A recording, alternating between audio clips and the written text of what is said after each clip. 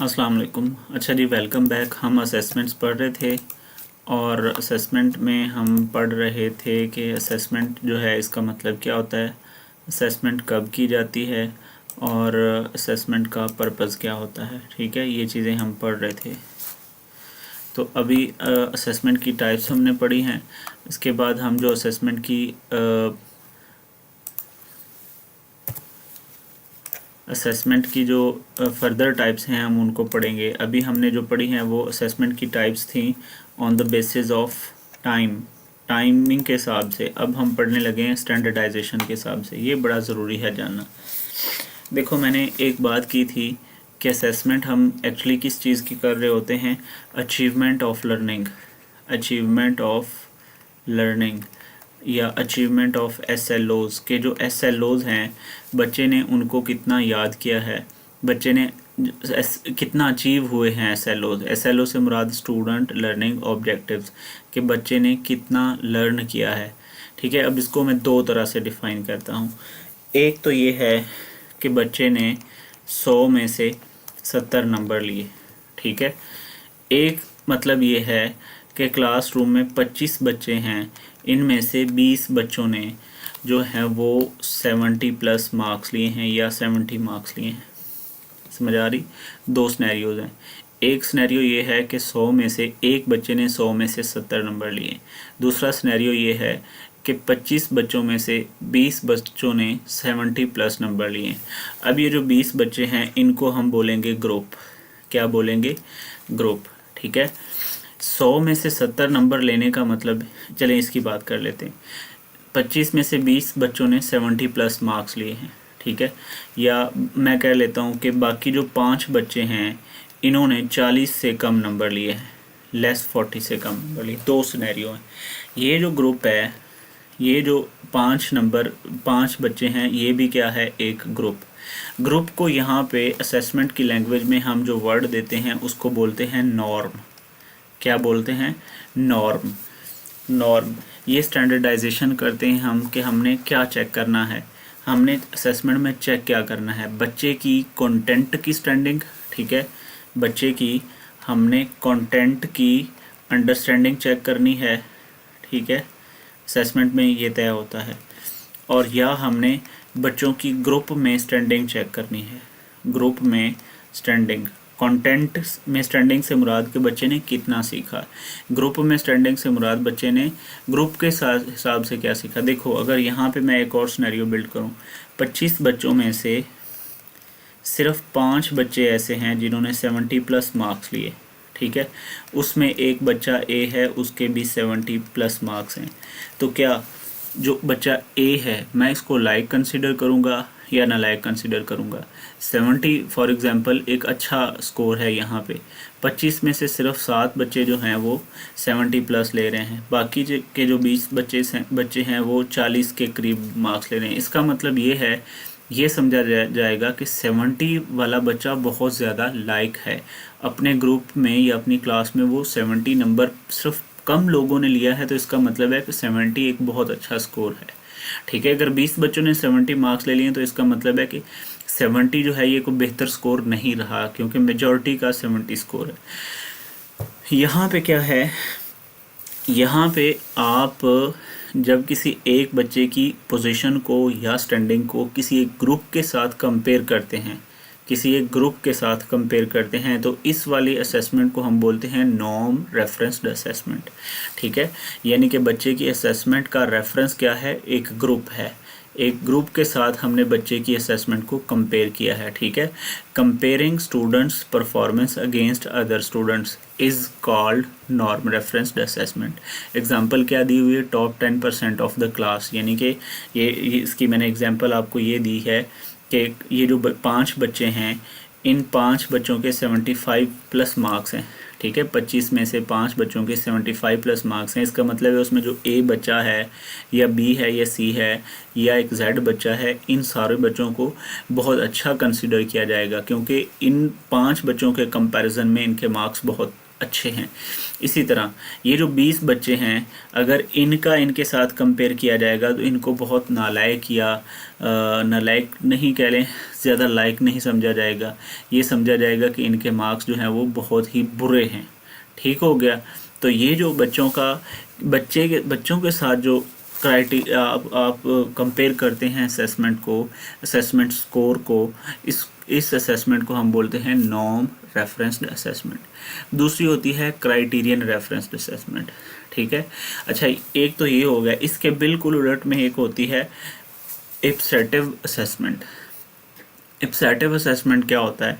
एब्सेटिव assessment में आप एक बच्चे की स्कोर को या असेसमेंट को किसी दूसरे बच्चे के साथ नहीं कंपेयर कर रहे होते, बल्कि उसके प्रीवियस जो रिजल्ट्स होते हैं, प्रीवियस परफॉर्मेंस के साथ कंपेयर कर रहे होते हैं। मसलन एक सब्जेक्ट में एक बच्चे का 10वां टेस्ट है, 10वें टेस्ट में उसने 70 लिए, उससे पहले कितने लिए 65, उससे पीछे कितने थे, उससे पीछे कितने थे। जब एक बच्चे की अपने ही असेसमेंट स्कोर के साथ आप कंपैरिजन कर रहे होते हैं तो इसको हम एब्सेटिव असेसमेंट बोलते हैं। ठीक है, तो आप लोगों ने ये याद रखना है। दूसरा जो मेजर स्टैंडर्डाइजेशन है या एक क्राइटेरिया आप सेट करते हैं, इसको हम बोलते हैं क्राइटेरियन रेफरेंस्ड असेसमेंट।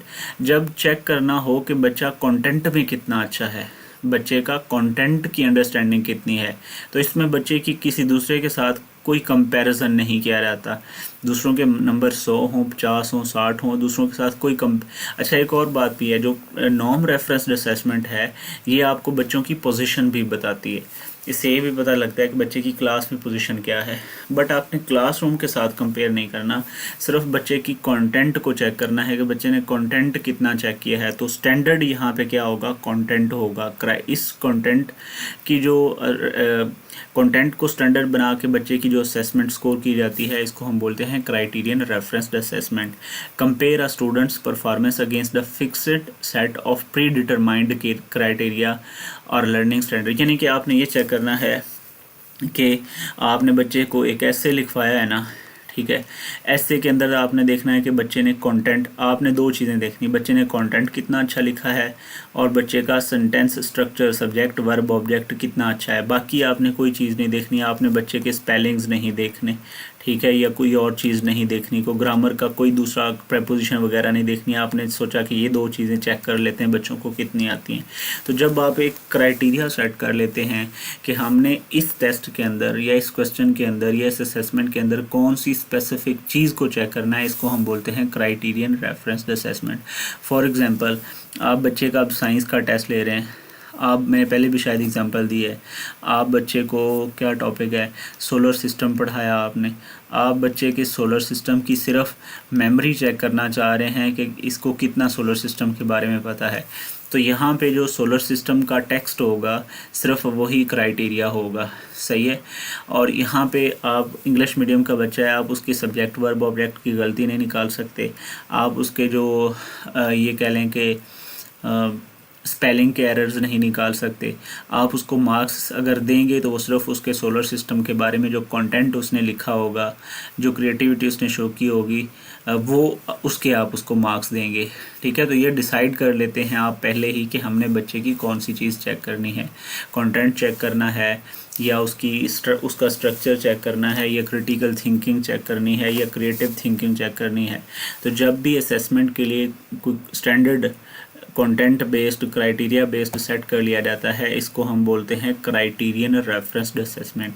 तो रेफरेंस के हिसाब से, स्टैंडर्ड के हिसाब से, किसी एक क्राइटेरिया के हिसाब से बेसिकली दो तरह की असेसमेंट है, नॉर्म रेफरेंस्ड और क्राइटेरियन रेफरेंस। दोबारा सुन लें, नॉर्म रेफरेंस्ड असेसमेंट में क्या होता है, आप किसी एक ख़ास बच्चे की अचीवमेंट को किसी दूसरे बच्चे की अचीवमेंट के साथ कंपेयर कर रहे हैं। ठीक है, आपकी नज़र में क्लास में एक बच्चा है अली, वो बहुत लायक है अली, और आपका बच्चा जो है वो भी लायक है। ठीक है, आप अब कहते हैं कि अली के कितने मार्क्स हैं, अली के मार्क्स हैं जी 60, 100 में से चलें अली के मार्क्स हैं 45, और आप अपने बच्चे से पूछ लेते हैं, वो कहता है मेरे 44 हैं। तो आप कहेंगे कि अगर अली के 45 हैं और मेरे बच्चे के 44 हैं तो it is not a big difference. ठीक है, क्योंकि अली बहुत लायक था, तो इसका मतलब है कि जो क्वेश्चन आया होगा वो ही मुश्किल आया होगा, पेपर ही मुश्किल होगा। अगर उसके 45 हैं तो मेरे बच्चे के जो 44 मार्क्स हैं ये भी ठीक हैं। लेकिन अगर 80 नंबर होंगे और आपके बच्चे के 45 नंबर होंगे, तो आप उसको एक चपेट मारेंगे कि उसके 85 आ गए, तुम्हारे 45 क्यों आए। तो ये क्या है, ये नॉर्म रेफरेंस्ड असेसमेंट कहलाती है। ठीक है जी, नॉर्म रेफरेंस्ड और ग्रुप रेफरेंस, यहाँ से मैं देखना होता है कि मैं अगला टॉपिक कौन सा पढ़ाना है। किधर गया यार, चलें, आई होप सो कि ये भी क्लियर हो चुका होगा। अब यहाँ पे ना असेसमेंट के टूल्स हैं, ये असेसमेंट की मेजर टाइप्स थी। इसके अलावा भी कुछ टाइप्स हैं, परफॉर्मेंस बेस्ड टाइप्स आती हैं, वो भी हम पढ़ते हैं।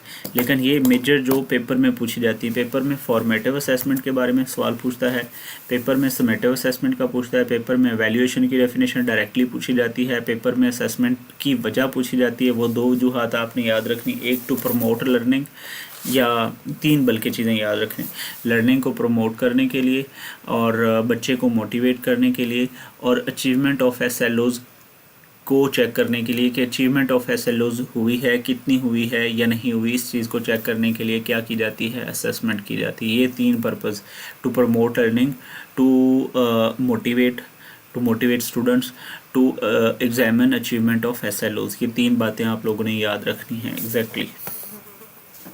सबसे ज़्यादा ज़रूरी होता है ये चेक करना होता है अचीवमेंट ऑफ SLOs कितनी हुई है। अच्छा जी, no the next thing is tools of assessment. अब असेसमेंट हम करते कैसे हैं, ठीक है। असेसमेंट करने के लिए भाई, यार ये क्या ChatGPT भी, असेसमेंट करने के लिए भाई क्या किया जाता है, असेसमेंट करने कैसे करते हैं, कौन से टूल्स हैं, कौन से इंस्ट्रूमेंट हैं, इनको इंस्ट्रूमेंट भी बोलते हैं, इंस्ट्रूमेंट्स ऑफ असेसमेंट।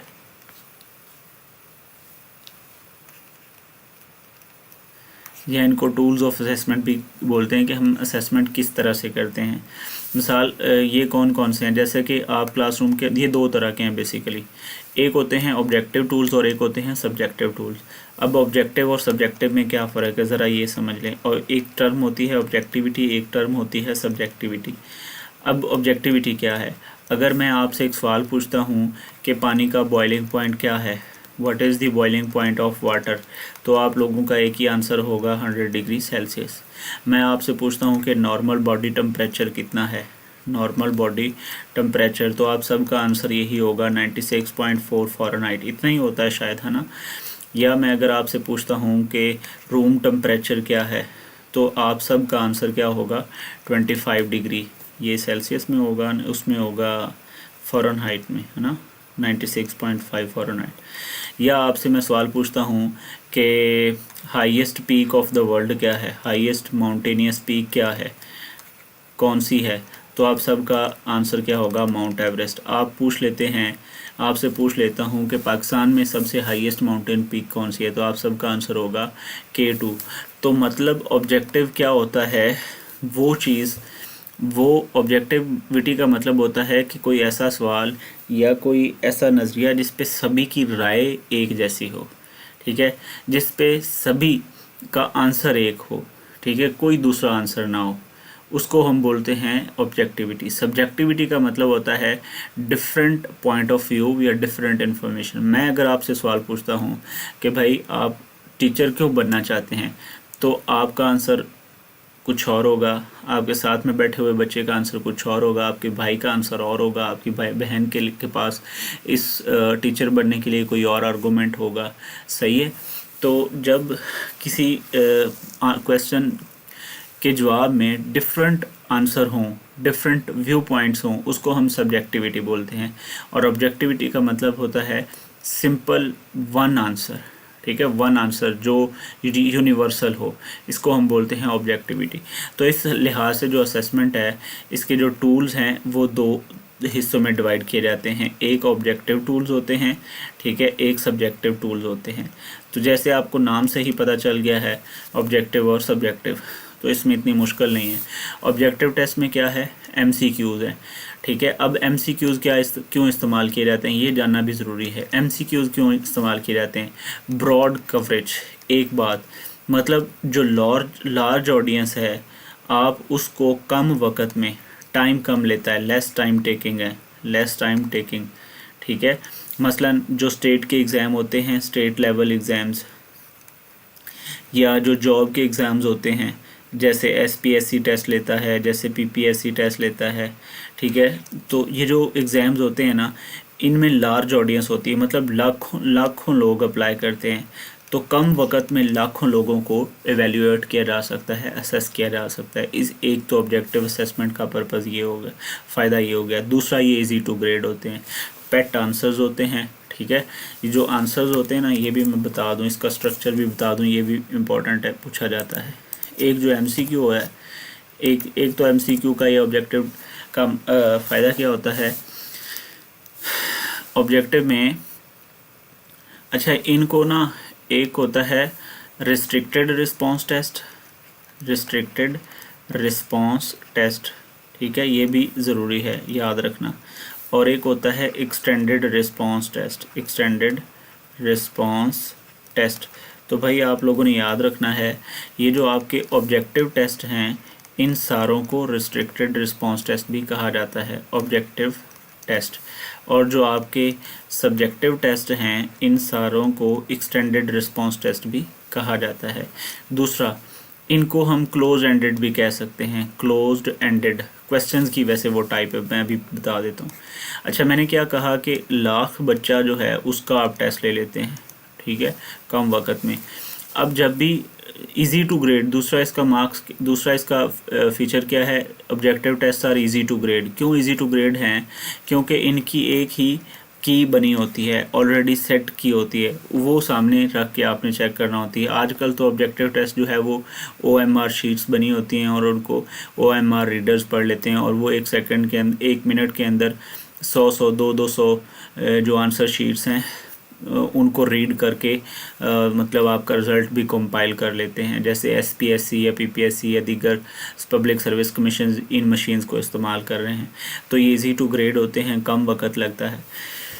अच्छा, एक बात ये होगी, यहाँ पे मैंने टर्म इस्तेमाल की है की, तो यहाँ पे मैं आपको किसी एक क्वेश्चन का, तो अब ना इन सारे टेस्टों में, चाहे वो सब्जेक्टिव हों चाहे ऑब्जेक्टिव हों, इनमें क्या इस्तेमाल होते हैं, क्वेश्चंस। क्या इस्तेमाल होते हैं, क्वेश्चंस। क्वेश्चंस दो तरह के होते हैं, एक होते हैं ओपन एंडेड, ठीक है, और एक होते हैं क्लोज्ड एंडेड। क्या होते हैं, क्लोज्ड एंडेड। ओपन एंडेड में आप क्या होते हैं, आप फ्री हैंड होते हैं, भाई आप जो मर्ज़ी लिखें। तो मतलब ये जो ओपन एंडेड होते हैं ये किन में इस्तेमाल किए जाते हैं, ये सब्जेक्टिव टेस्ट में इस्तेमाल किए जाते हैं। और जो क्लोज्ड एंडेड क्वेश्चंस हैं ये कहाँ पे इस्तेमाल होते हैं आपके जनाब, ये आपके ऑब्जेक्टिव टेस्टों में इस्तेमाल होते हैं, ठीक है। एक ऑब्जेक्टिव टेस्टों में एक तो MCQ आ गए, इसके अलावा आपके जो मैचिंग कॉलम्स हैं, मैचिंग कॉलम्स होते हैं, ये भी आपके ऑब्जेक्टिव टेस्ट हैं। इसके अलावा जो फिल इन द ब्लैंक्स हैं, फिल इन द ब्लैंक्स,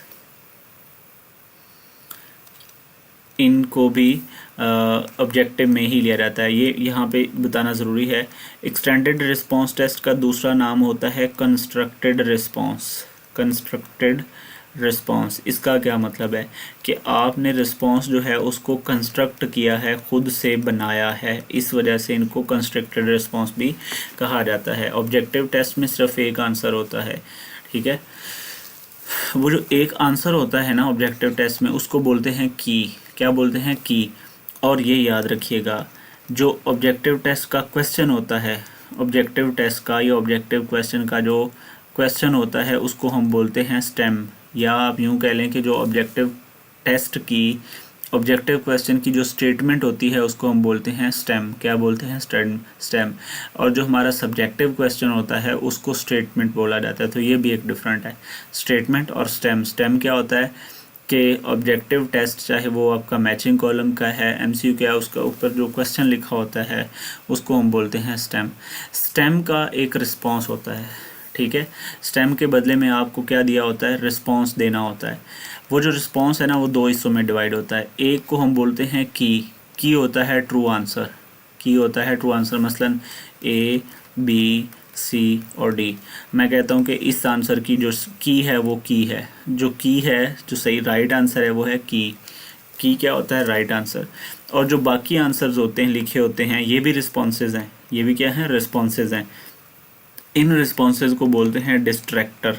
क्या बोलते हैं, डिस्ट्रैक्टर। तो ये याद रखना है, इन रिस्पॉन्सेज को क्या बोलते हैं हम, डिस्ट्रैक्टर। अब जब भी कोई क्वेश्चन बनाया जाता है तो उसका एक डिस्क्रिमिनेशन इंडेक्स सेट होता है। यहाँ पे दो टर्म्स हैं, ये आप लोगों ने नोट करनी है। एक होता है डिस्क्रिमिनेशन इंडेक्स और एक होता है डिफ़िकल्टी इंडेक्स। डिस्क्रिमिनेशन इंडेक्स और एक होता है डिफ़िकल्टी इंडेक्स। ये भी क्वेश्चन से रिलेटेड आ गया तो मैं बता रहा हूँ। डिफ़िकल्टी इंडेक्स ये होता है कोई क्वेश्चन जो है, मतलब जब भी कोई पेपर बनता है तो उसकी डिफ़िकल्टी इंडेक्स और डिस्क्रिमिनेशन इंडेक्स को इवेल्यूएट किया जाता है। एनालिसिस, इसे हम आइटम एनालिसिस बोलते हैं। क्या बोलते हैं जनाब जी, आइटम एनालिसिस।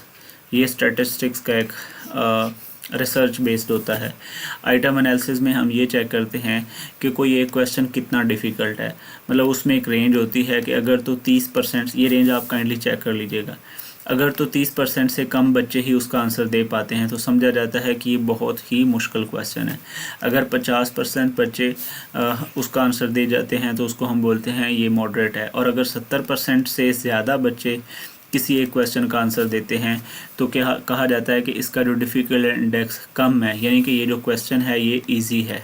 ये क्या है, इजी है। ये वाला क्वेश्चन जो है ये क्या होगा, ये डिफ़िकल्ट होगा या हार्ड होगा या कॉम्प्लिकेटेड होगा, ये मॉडरेट होगा। तो ये आइटम एनालिसिस किया जाता है बाकायदा तौर पे। लेकिन हमारे यहाँ क्लासरूम में बहुत कम प्रैक्टिसेस हैं, जो बोर्ड के एग्ज़ाम्स होते हैं वहाँ पे ये चीज़ें चेक की जाती हैं, या मोस्टली ये जब रिसर्च करते हैं तो तब उसका आइटम एनालिसिस किया जाता है। अदरवाइज़ हमारे एग्ज़ाम्स में शायद कम ही होता है। दूसरी चीज़ होती है एक डिस्क्रिमिनेशन इंडेक्स। हर क्वेश्चन का जब भी क्वेश्चन बनते हैं तो उनका डिस्क्रिमिनेशन इंडेक्स भी चेक किया जाता है। डिस्क्रिमिनेशन इंडेक्स में दो चीज़ें देखी जाती हैं। एक तो देखा जाता है कि ये जो क्वेश्चन है ये अपने कंटेंट से कितना डिस्क्रिमिनेट कर रहा है, कितना दूर जा रहा है। मसलन आपने टेस्ट लेना है सोलर सिस्टम का, आप उसमें सोलर सिस्टम में आप क्या है एटमॉस्फेयर के बारे में आपने क्वेश्चन डाले हुए हैं। हालांकि सोलर सिस्टम में तो आपको प्लैनेट्स, गैलेक्सीज, स्टार्स के क्वेश्चन डालने चाहिए, आप वहाँ पे एटमॉस्फेयर की लेयर्स पूछ रहे हैं, तो इसका मतलब है कि आपका जो क्वेश्चन है वो डिस्क्रिमिनेट कर रहा है, ठीक है, कंटेंट को डिस्क्रिमिनेट कर रहा है। दूसरी चीज़ आपने देखना होती है कि आपके जो बच्चों के रिज़ल्ट्स हैं, बच्चों का स्कोर है, स्कोर या रिज़ल्ट, बच्चों के स्कोर में कितना डिस्क्रिमिनेशन है।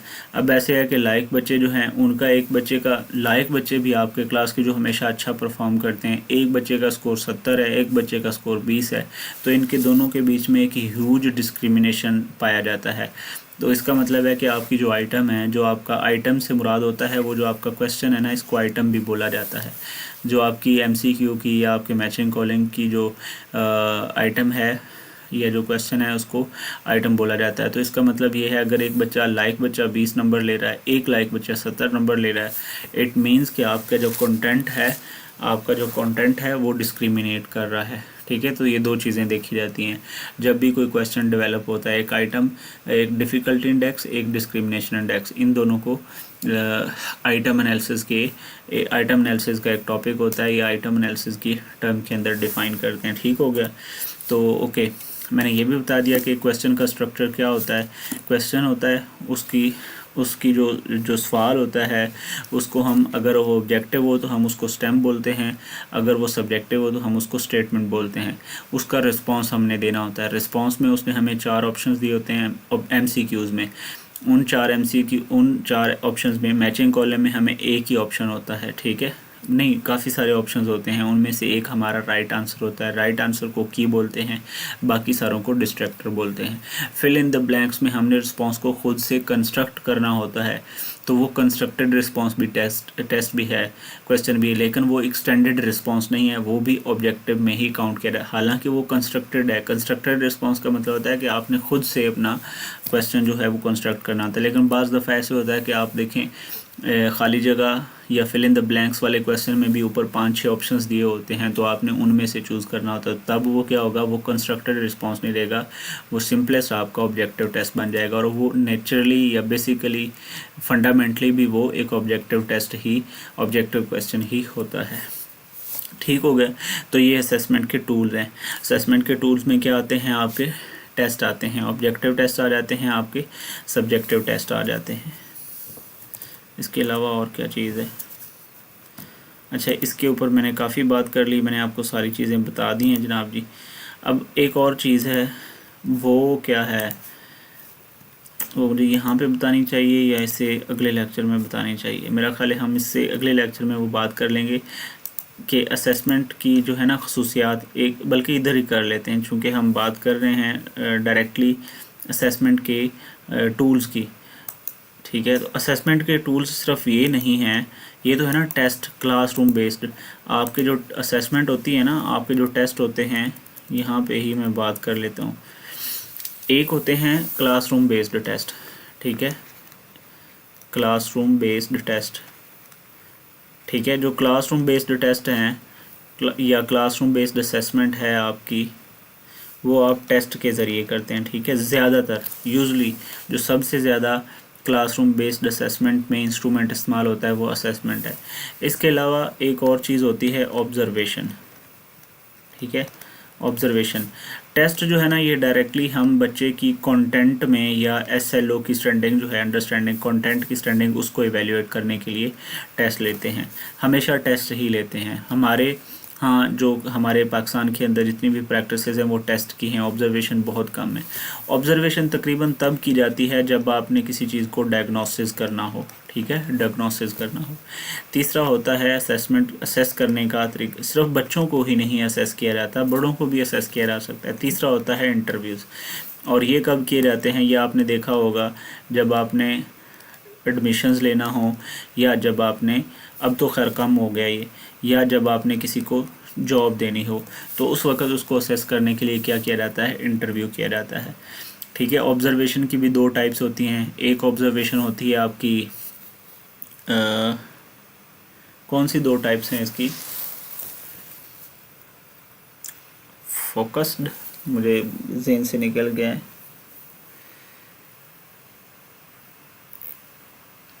ये मैं इसका देख के, एक ऑब्जर्वेशन ये होती है कि जिसमें आपका ऑब्जर्वर जो होता है उसको हम सब्जेक्ट बोलते हैं। साइकोलॉजी की लैंग्वेज में जिसको आपने ऑब्जर्व करना होता है वो आपका सब्जेक्ट होता है।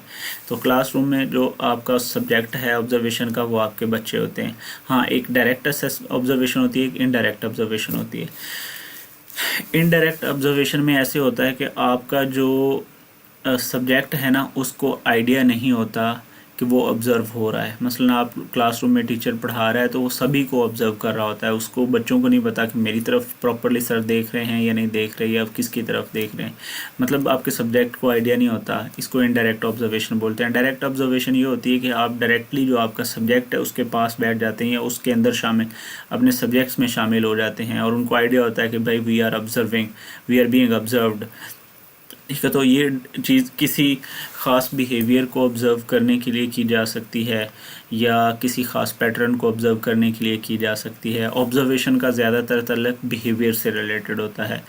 जो टेस्ट है वो किसके साथ रिलेटेड होता है, वो कंटेंट को चेक करने के लिए होता है। इसी तरह इंटरव्यू में आपका बिहेवियर भी देखा जाता है, आपका कंटेंट भी देखा जाता है, आपका नॉलेज भी देखा जाता है। ठीक है, तो इंटरव्यू में सारी चीज़ें आ जाती हैं। ऑब्ज़र्वेशन में सिर्फ आपके बिहेवियर को ऑब्ज़र्व किया जाता है, या आप बिहेवियर ही होगा, आप किस तरह से बिहेव करते हैं। एक तो हो गया क्लासरूम बेस्ड असेसमेंट। दूसरा आप लोगों ने जनाब जी याद रखना है, एक होती है assessment standardised assessment. Standardised assessment, अब ये याद रखना है क्या होता है, या इसको हम बोलते हैं स्टैंडर्डाइज्ड टेस्ट। ठीक है, स्टैंडर्डाइज्ड टेस्ट क्या होता है, जितने भी जॉब्स के टेस्ट होते हैं ये सारे स्टैंडर्डाइज्ड होते हैं, या जितने भी एडमिशन्स टेस्ट होते हैं ये होते हैं स्टैंडर्डाइज्ड टेस्ट। इनमें क्या चेक किया जाता है, इनमें आपका एप्टीट्यूड चेक किया जाता है। क्या चेक किया जाता है, एप्टीट्यूड। एप्टीट्यूड में आपका नॉलेज भी आ जाता है, एप्टीट्यूड में आपकी ज़हानत भी आ जाती है। ठीक है ना, जो मतलब आपके टेस्ट के अंदर वो क्वांटिटेटिव क्वेश्चंस होते हैं, रीजनिंग के क्वेश्चंस होते हैं, लॉजिक के क्वेश्चंस होते हैं, वो आपके नॉलेज को नहीं चेक कर रहे होते, वो आपकी इंटेलिजेंस को चेक कर रहे होते हैं। तो उन टेस्टों को एप्टीट्यूड टेस्ट कहा जाता है। तो एप्टीट्यूड टेस्ट के ज़रिए आपको जॉब्स या एडमिशन्स दिए जाते हैं, और ये जो एप्टीट्यूड टेस्ट हैं ये स्टैंडर्डाइज टेस्ट होते हैं। अब स्टैंडर्डाइज टेस्ट कौन सा होता है, स्टैंडर्डाइज टेस्ट भाई वो होता है जो सेम टाइम पे लिया जाता है, ये इसकी सेम टाइम पे कंडक्ट होता है। मसलन आपने अगर एसपीएससी का टेस्ट दिया होगा ठीक है। और दूसरी इसकी खसूसियत क्या होती है, मतलब इसको क्या कहेंगे, लार्ज नंबर ऑफ़ कैंडिडेट्स होते हैं इसमें, लार्ज नंबर ऑफ़ कैंडिडेट्स मतलब बहुत ज़्यादा तादाद में ये टेस्ट जो है वो बहुत ज़्यादा तादाद में कैंडिडेट टेस्ट दे रहे होते हैं। जो जॉब के लिए देगा टेस्ट या एडमिशन के लिए देगा वो कैंडिडेट ही होगा ना, स्टूडेंटों से ये कम लिया जाता है, ये क्लासरूम टेस्ट, इसलिए मैंने क्लासरूम बेस्ड टेस्ट अलग किया है, स्टैंडर्डाइज टेस्ट अलग किया है।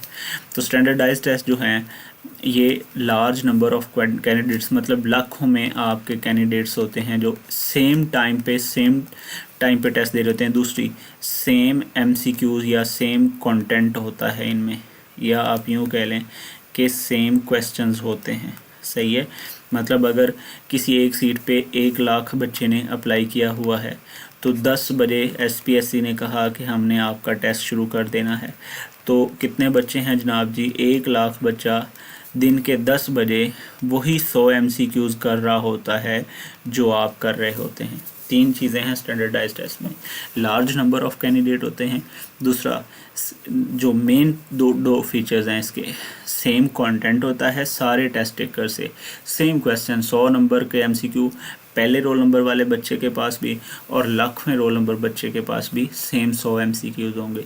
हाँ, उनकी तरतीब थोड़ी आगे पीछे हो सकती है, जैसे कि वो करते हैं टेस्ट की ऑब्जेक्टिविटी, यूज़बिलिटी और रिलायबिलिटी को मेंटेन करने के लिए।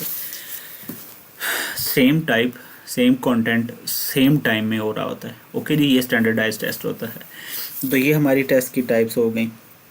जो क्लासरूम का टेस्ट होता है, यहाँ पे मैंने पीछे बताया, जो क्लासरूम का टेस्ट होता है सम टाइम इसको हम टीचर मेड टेस्ट भी कहते हैं, बल्कि एवरी टाइम भी call it teacher made test. ठीक है, क्लासरूम का टेस्ट जो होता है वो टीचर मेड टेस्ट होता है। और जो हमारा जो स्टैंडर्डाइज्ड टेस्ट होता है इसका दूसरा नाम है कमर्शियल बेस्ड या कमर्शियली मेड टेस्ट। ठीक है, जो बड़े लेवल पे होता है, बड़े पैमाने पे होता है। अच्छा, यहाँ पे एक और बात मैं बताना चाह रहा था, वो क्या थी, हाँ, इन टेस्टों की जो टेस्ट के अंदर जो क्वेश्चंस होते हैं ना, टेस्ट के अंदर जो क्वेश्चंस होते हैं, टेस्ट के जो क्वेश्चंस होते हैं इनकी कुछ खसूसियात होती हैं। बहुत इम्पोर्टेंट टर्म्स हैं, बहुत ज़्यादा इम्पोर्टेंट टर्म्स हैं। हर जो टेस्ट के अंदर जो क्वेश्चंस होते हैं, या आप सिंपल कह रहे हैं कि आपका जो टेस्ट होता है इनकी कुछ करैक्टरिस्टिक्स होती हैं। कौन कौन सी करैक्टरिस्टिक्स होती हैं? रिलायबिलिटी। ठीक है, रिलायबिलिटी वेरी इंपॉर्टेंट है। कोई भी स्टेट लेवल एग्ज़ाम हो, FPSC का हो, SPSC का हो, या किसी भी स्टेट लेवल का एग्ज़ाम हो, हेड मास्टर के लिए, हेड मिस्ट्रेस के लिए, या SST के लिए, या प्रिंसिपल की सीट के लिए, या लेक्चरर की सीट के लिए, तो उसमें रिलायबिलिटी और दूसरी टर्म क्या होती है, एक यूज़बिलिटी होती है।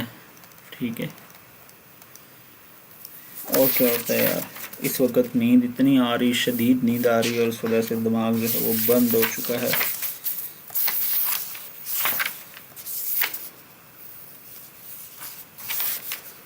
हालांकि इतनी आसान सी टर्म है यार, माइंड से निकल गई है।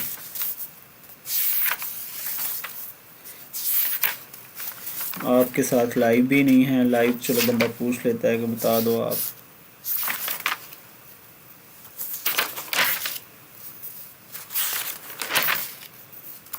भाई मैंने किताब रखी हुई है, मैं किताब से देख के पढ़ा नहीं रहा, बस मैं किताब से एक तो अपने टॉपिक्स की हेल्प ले रहा हूँ कि मैंने कौन सा टॉपिक लेना है, किस तरतीब में चलना है, मुझे वो नहीं मिला। हाँ, कंसिस्टेंसी, एक रिलायबिलिटी होती है, और दूसरी कौन सी टर्म है यार, दिखा दे, इधर बुक वाला भी नहीं दिखा रहा।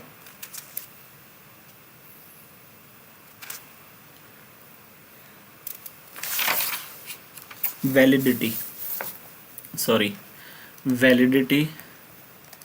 हाँ, देखो कितनी आसान सी टर्म है, वैलिडिटी। वैलिडिटी का मतलब ये होता है कि कोई टेस्ट कितना वैलिड है, कोई टेस्ट कितना वैलिड है। इससे क्या मुराद है? इसकी डेफिनेशन में हमेशा एक लाइन आप लोगों ने याद रखनी, व्हाट अ टेस्ट, मतलब a test measures what it wants to measure, ये इसकी डेफिनेशन है, wants to measure. Simple term, ये डेफिनेशन आप लोगों ने याद रख लेनी है directly. A test measures what it is supposed to measure या what it wants to measure, यानी कि एक टेस्ट जिस मकसद के लिए बनाया गया है वो वही मकसद सर्व करता है। मैंने पीछे भी एक एग्जांपल दी है, ठीक है, ये यहाँ पे सोलर पैनल सोलर वाले क्वेश्चन की, कि आप साइंस का टेस्ट ले रहे हैं। साइंस का टेस्ट में आप चेक कर सकते हैं बच्चों की बायोलॉजी, बच्चों की जनरल साइंस का टेस्ट, बायोलॉजी चेक कर सकते हैं, फिजिक्स के छोटे मोटे कॉन्सेप्ट्स, केमिस्ट्री के छोटे मोटे कॉन्सेप्ट। फॉर एग्जांपल आप अगर 8वीं 9वीं 10वीं की जनरल साइंस ले रहे हैं तो यही चीज़ें होंगी ना। लेकिन अगर आप उसमें से उन साइंस के टॉपिक को, सोलर सिस्टम को एक बच्चा क्लाइमेट के साथ किस तरह से जोड़ता है ये चेक कर रहे हैं, क्लाइमेट चेंज के साथ किस तरह से जोड़ा है ये चेक कर रहे हैं, या बच्चा जो सोलर सिस्टम है उसके ज़मीन पे क्या असरात हैं या सोसाइटी के ऊपर क्या असरात हैं, आप उसमें से सवाल में से ये निकालना शुरू कर दें, तो ये तो पर्पज़ ही नहीं था। सवाल ये था कि सोलर सिस्टम से क्या मुराद है, इसके बारे में नोट लिखें। अब बच्चे ने सोलर सिस्टम के बारे में जो जो जानता है वही लिखना है, एनालिसिस वाली बात ही नहीं है। आप उसमें से बच्चे का एनालिसिस लेवल चेक कर रहे हैं 8वीं क्लास के बच्चे का, तो इसका मतलब वो टेस्ट असल में तो एनालिसिस के लिए बना ही नहीं था। वो तो जो टेस्ट है वो इसलिए बना था कि बच्चे का सोलर सिस्टम के बारे में नॉलेज चेक कर सकें। तो जिस मकसद के लिए एक टेस्ट बना है, अगर वो उस मकसद को सर्व करता है तो हम कहेंगे कि ये टेस्ट या ये क्वेश्चन जो है ये वैलिड है। और इसी तरह या मैं दूसरी आपकी एग्जांपल, यही बल्कि बेहतरीन एग्जांपल है कि एक क्वेश्चन ने जो मकसद सर्व करना है वो मकसद अगर सर्व कर रहा है तो वो वैलिड है, अगर वो मकसद सर्व नहीं कर रहा तो वैलिड नहीं है। एग्जांपल मैंने दे दी, सोलर सिस्टम है, सोलर सिस्टम में से आप गिनती निकाल रहे हैं कि बच्चे की गिनती 8-9 प्लैनेट्स हैं, उसने सारों के नाम तरतीब से लिख दिए हैं। आप ये चेक कर रहे हैं कि इसने गिनती भी साथ लिखी है या नहीं लिखी, ठीक है, तो वो इनवैलिड हो जाएगा। दूसरी चीज़ होती है रिलायबिलिटी, ठीक है, ये यूज़ेबिलिटी यहाँ पे नहीं करेंगे। बस यूज़ेबिलिटी का मतलब होता है कि वो कितना कारआमद टेस्ट है, सिंपल मीनिंग में कितना कारआमद टेस्ट है, ये यूज़ेबिलिटी होता है। ये आप जब रिसर्च वगैरह करते हैं तो रिसर्च की एक करैक्टरिस्टिक, असल में रिसर्च में जब आप एक क्वेश्चनर बनाते हैं ना, आप क्वेश्चनर बनाते हैं तो क्वेश्चनर के जो आइटम्स होते हैं, जो सवाल होते हैं, उनकी फिर वैलिडिटी, रिलायबिलिटी, यूज़ेबिलिटी बाकायदा तौर पे चेक की जाती है। तो मैंने जब ऊपर आइटम एनालिसिस का बताया है तो आइटम एनालिसिस के अंदर वैलिडिटी और रिलायबिलिटी भी चेक की जाती है। जब पैक के एग्ज़ाम, जब किसी एग्ज़ामिनेशन कमीशन के एग्ज़ाम बनते हैं या किसी जॉब के लिए कोई कमीशन एग्ज़ाम बनाता है तो वो ये सारी चीज़ें आइटम एनालिसिस कर रहा होता है, वैलिडिटी रिलायबिलिटी चेक कर रहा होता है। रिलायबिलिटी क्या होती है? रिलायबिलिटी का मतलब होता है कंसिस्टेंट रिज़ल्ट्स, कंसिस्टेंट रिज़ल्ट्स, यानी कि आपने एक टेस्ट लिया है आज, उसमें से 70% बच्चे ऐसे हैं जिनके नंबर हैं 50, ठीक है। आपने ये टेस्ट 2 मंथ बाद लिया, 2 मंथ नहीं 2 वीक कर लें, आपने 2 वीक बाद टेस्ट लिया, उस वक़्त भी 70 से 72% बच्चे ऐसे थे जिनके मार्क्स थे 50 के करीब करीब, ठीक है, एवरेज कर लें, एवरेज।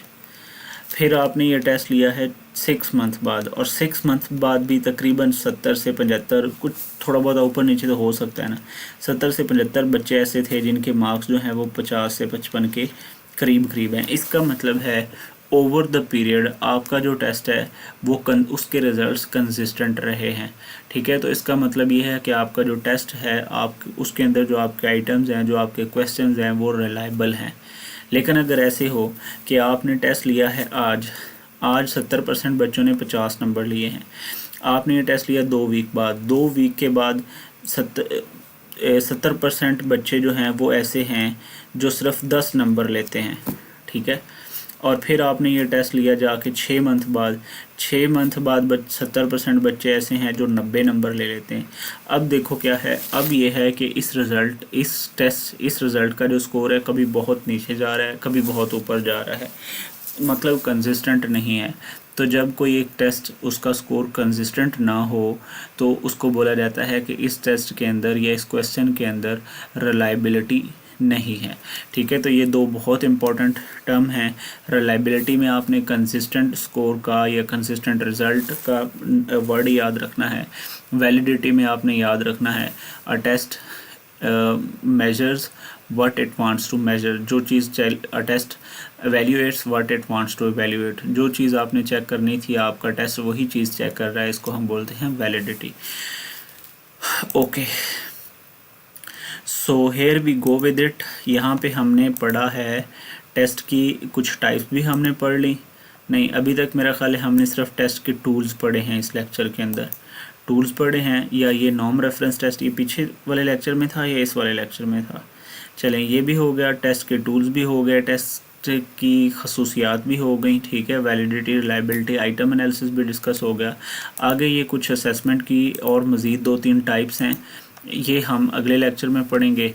और उसके बाद इसमें एक आधा टॉपिक और, मतलब तीसरा लेक्चर में मैं कोशिश करूँगा इसको मुकम्मल करूँ, लेकिन एक आधा क्वेश्चन इसके अंदर, एक आधा हो सकता है लेक्चर और लग जाए, तो 4 क्वेश्चन लेक्चर्स के ऊपर भी जा सकता है।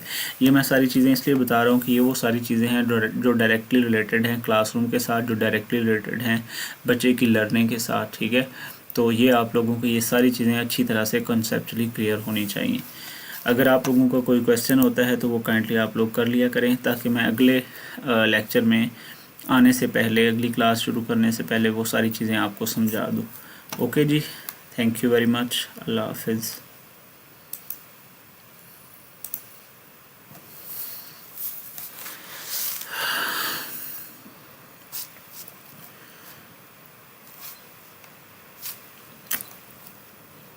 शदीद नींद आ गई, सहरी का टाइम भी हो गया है।